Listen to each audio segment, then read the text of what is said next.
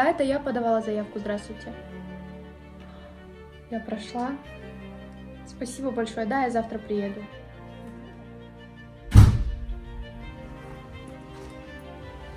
Пап, представляешь? Ay kızım, ben sana bir ne saçım gerek. Mahsus otur öyle. Пап, представляешь? Я прошла учебу в Канаде.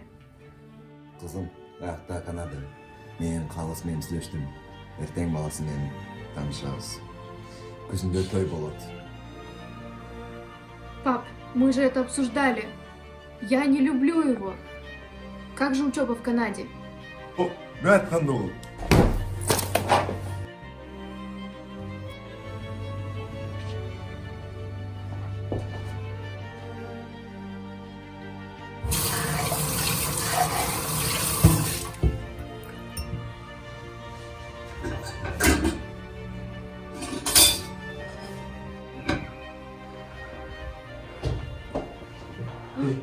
Что тут так не убрано?